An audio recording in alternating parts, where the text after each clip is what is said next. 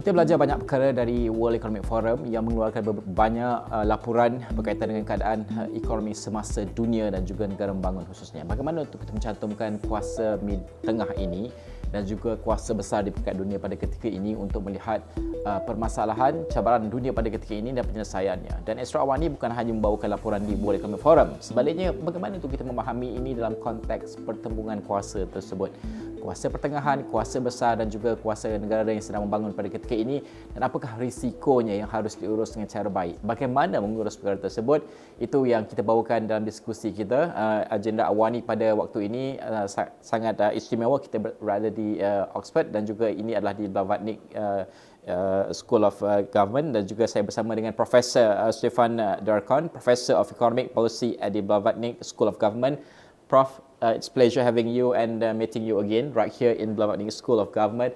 I want to focus on the World Economic Forum, two of the reports from World Economic Forum, which is the Global Risk Report and also the Chief Economist Report. And in Global Risk Report, for instance, which identifies various interconnected risks, which are the environmental, economic, and also technological challenges.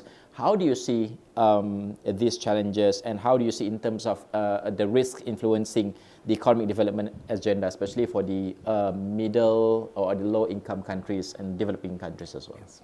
Well, thank you for making the time. In terms of the risks for low-income, for lower middle-income countries, they're enormous. There's probably a more critical, there hasn't been a more critical moment for these countries, for their economies and their development since probably the early 1980s, when the debt crisis was hitting, but also when a lot of other structural reforms were taking place in the global economy, in the Western economies, the beginning of rising of China and so on. And so these risks are very similar, and they, as you correctly say, interconnected. The problem is that these kind of countries, they can't control these risks in the way that some of the larger powers can do. So if I look at, for example, the poorest countries, they have been encouraged in recent times, say a decade ago, to actually, from all powers, whether it's from the Chinese side or from the Western side, to invest, to build up their infrastructure, to build up their economies, to actually be quite expansionary in their policies. They're sitting now with quite a lot of debt. They can't quite do the same thing as these countries can do by having a kind of a perfect, or looking for a perfect mix between monetary and fiscal policies within their own countries. They are on the receiving end of it. So the debt crisis, the macroeconomic imbalances, they are affecting them as well. At the same time, with all the move towards risks to do with the environment, but also the rising geopolitical risks, which at Davos they try to brush aside a little bit, but they're of course extremely real. You also have to have a real restructuring in the economy taking place. A new phase of globalization has to take place, but the first phase seems to be inward looking. And again, many of these countries will suffer from finding a way of how do they then actually find an optimal way of responding to these crises. So I think they're on the receiving end, and I think as an economic policy maker, in a middle-income country, in a lower-income country, it's probably the most toughest environment they faced for many decades. Well, how do you see? Because President Tharman of Singapore mentioned about middle power, the importance of having middle power unite together to move forward in terms of managing economic and also geopolitical, and make it as a strong bloc to face great power, China and also US. But how do you see this so-called union of middle power, be it in Southeast Asia or in any other region, especially in global South, is important in economic development and also facing all these difficulties and challenges? So look, it's the right aspiration to have. One of the things when we're getting this kind of multipolarity in the world, is that middle powers, as you describe it, middle-income countries that are reasonably large, it's South Africa, Brazil, some other Latin American countries, and of course Southeast Asian countries, they can in principle take advantage of it. The interests are typically, though, still country-specific. With the new realignment of globalization, this is the moment for the Malaysias of the world, the Indonesias of the world, the Bangladeshis of the world, to grab some of these global supply chains that at the moment are in China. So you would want to actually see, can I take advantage? Cooperation is probably not the first best response as seen from the nation states in it. Having said that, the aspiration has to be of trying to work together, even though the interest may not be totally aligned. In the end, it's in the interest of these countries to also recognize that things like global trade, but also in the phase of environmental and climate risk, global cooperation is probably the most important step forward.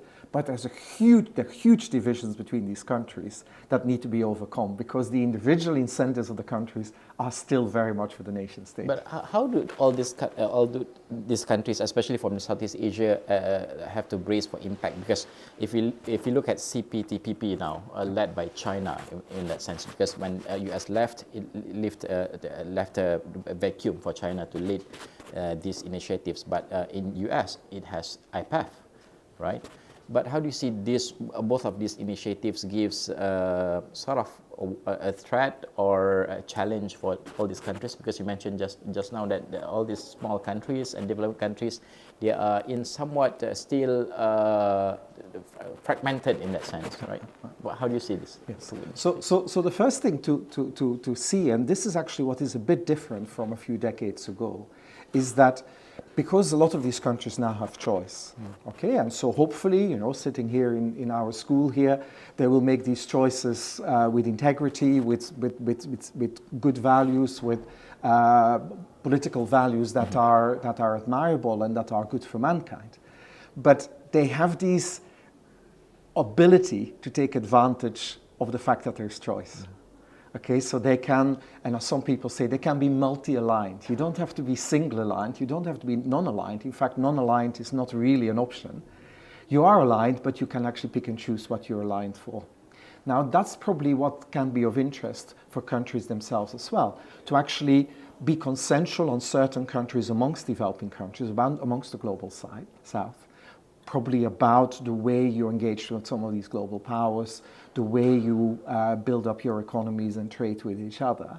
But giving the space to be multi-aligned, depending on some of the opportunities and the challenges. We can't deny that when you live in Southeast Asia, the challenges are different from when you, say, for example, are in South Africa, for example, relative to China.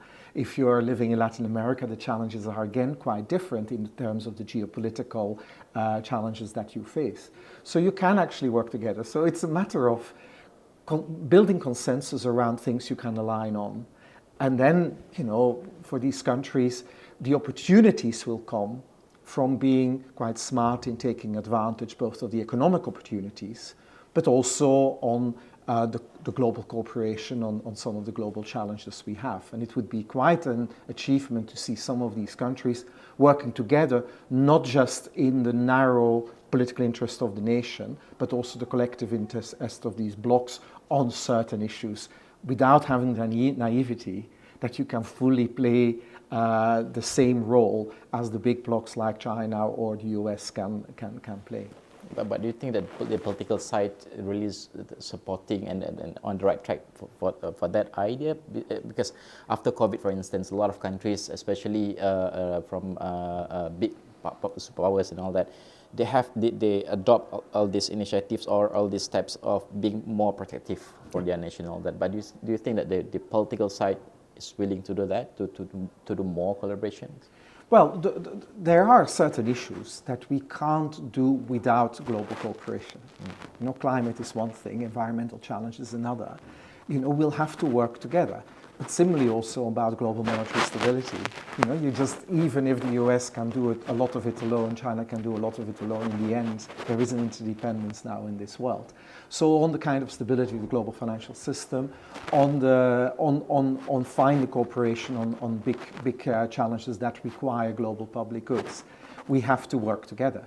Do they want to? Does it look like they want to? Well, of course, it's one of these phases, this kind of realignment phases that may take some time, but actually it's required. And it's again maybe something where some of these middle powers can play a very constructive role. If they can find more consensual policies around some of these issues, they are now so important also for all the other main blocs. They are important for the US and they are important for China.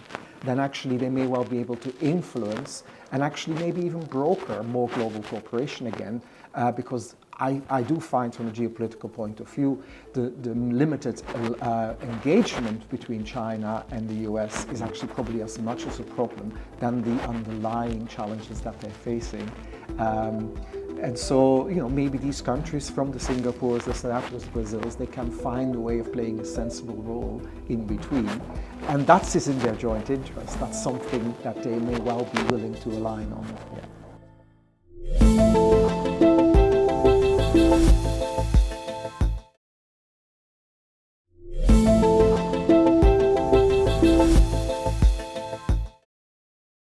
I get it, but for the US and China, because it's quite multidimensional for their relation. One of the terms that we heard during World Economic Forum is co-opetition, which is you can cooperate together, work together, or at the same time be the competitor between countries. And this goes out to all the region, the global north and global south as well. But how do you see all these countries can cooperate together and at the same time be the competitor in the competitive market? Right. Look, in many ways, global history has for a long time been like that, and definitely the recent decades of globalization that actually was enormously beneficial for the economies of a lot of Southeast Asia and South Asia was a world where there were obviously serious competition already going on. There was also serious conflict often going on, but at the same time we found a way, at least on economic cooperation, to actually find a way of doing it. So it's nothing new that we can do this. But one of the things is that where you want to start from is to actually deepening understanding. And one of the things that I've definitely learned from working in a lot of contexts, I was traveling to China recently, of course traveling to the US, traveling to Europe, Africa, Asia, is that actually in most countries in the world, especially at moments like this when there's so many crises, you have to understand the way they go out, whether it's in terms of their outward-looking economic policies or indeed the geopolitical and the political policies. Yeah. They're all determined by domestic challenges. And so beginning to understand better the domestic challenges, for example, that China faces, that the US faces, that some of other countries facing in that, but especially these two, will get us a long way to begin to actually rethink, but where can we then find places for cooperation?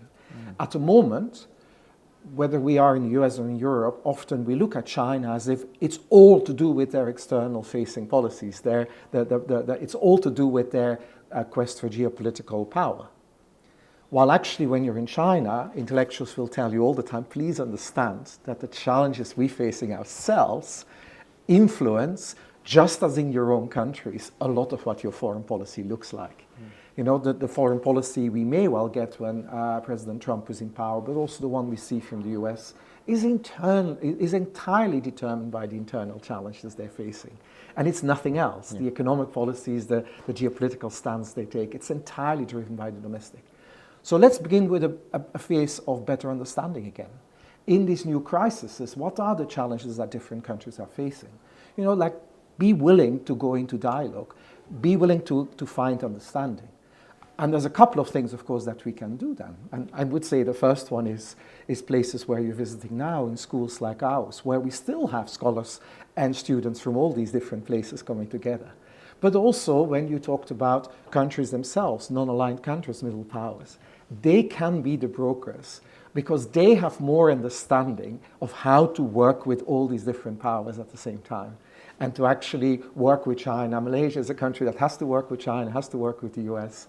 It can actually bring some of that understanding also to the rest of the world of how to broker this and how to do it. So I'm actually quite positive about these opportunities of things that we can do in this context. But are we on the right track of, are these countries in the midst of understanding all these factors and risks and also the whole situation? Because if you look at Southeast Asia, for instance, all these countries, even though we are under one roof of ASEAN, but then in a lot of situations and circumstances, we have to compete in order to attract FDI from China, especially, and we have to balance it out between, what US has to say that you have to choose between China and US and all that, but are we on the right track of understanding the whole situation before we make the right decision?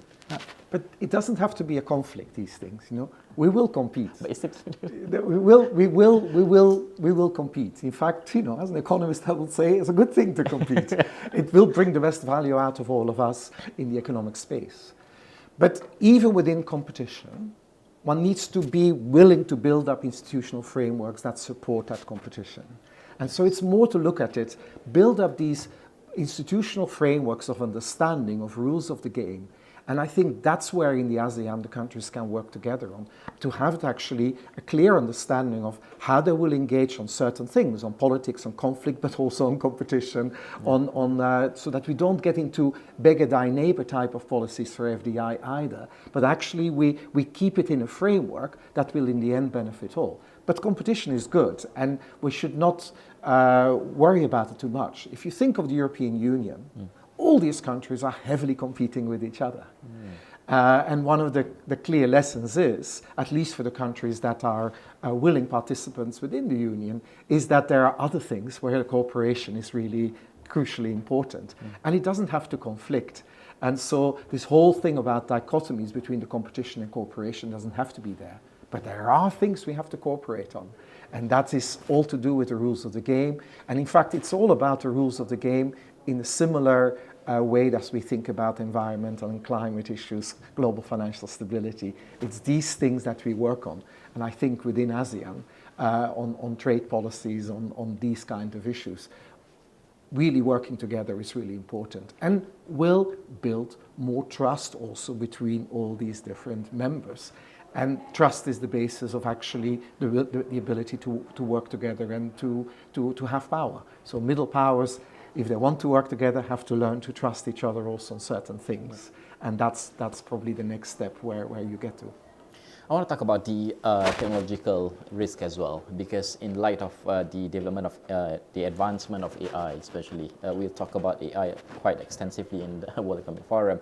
So how do you see, because a lot of panelists were saying about AI and generative AI, and also AI technology is, the focus would be on the global north, right? All these companies are based in the US especially. So for global south, developing countries, they face difficulties in terms of having all these technologies. So there must be some sort of technological transfer in that sense. But do you see that this is going to happen, or is this going to be a new gap between global north and global south? There's a couple of things. So first of all, the end of people and the need for people to do work is probably not nigh yet. There's certain tasks that AI will be doing very, very well.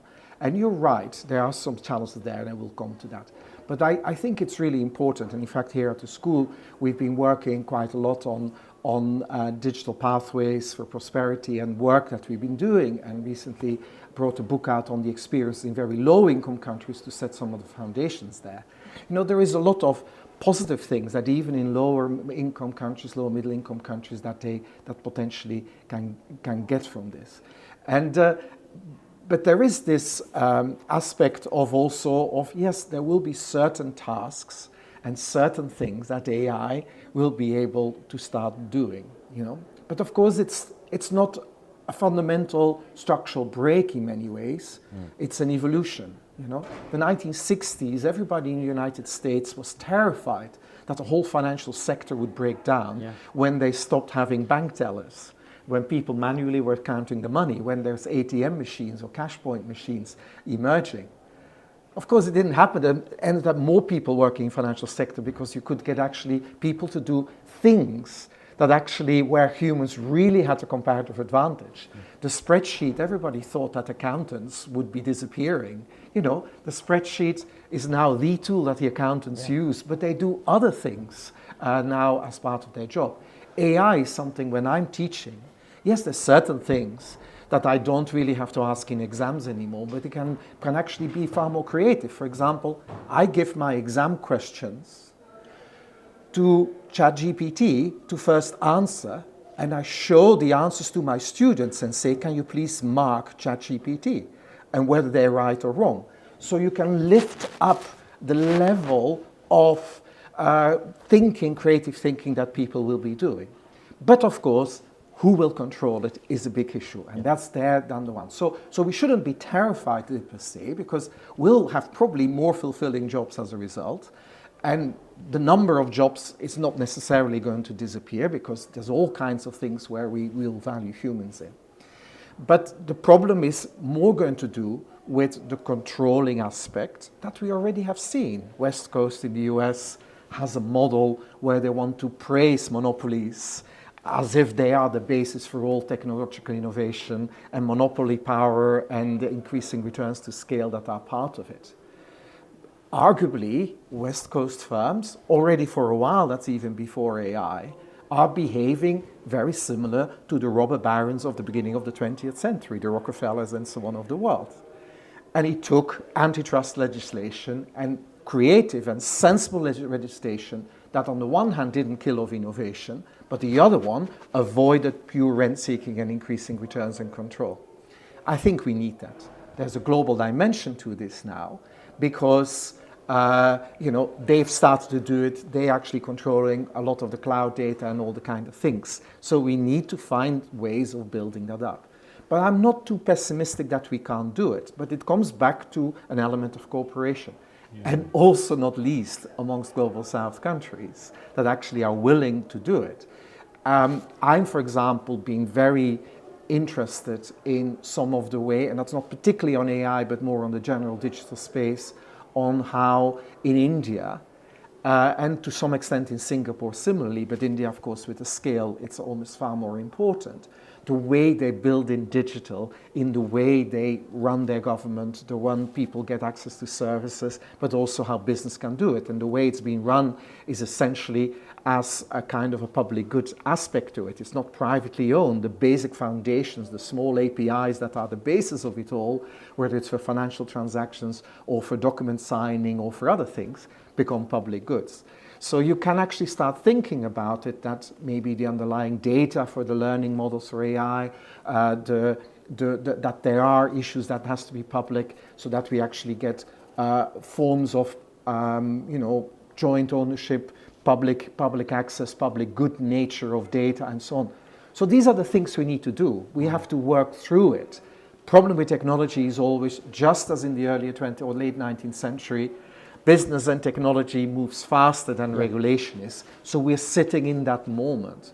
But we're talking about it, we're thinking about it. Some of the best minds in technology, some of the best minds in economic policy all over the world are thinking about it. And finding somehow a way of regulating is going to be the next step. But it's going to have to be by recognizing that there is a kind of, that it can't be just controlled in the form of monopolies by a small group of people. Whether these are state monopolies, as maybe it may become in China, or whether these are private monopolies in the US, neither of these models are the one to do it. And we'll need to get to a model where we can find a way that we don't need this without stifling innovation.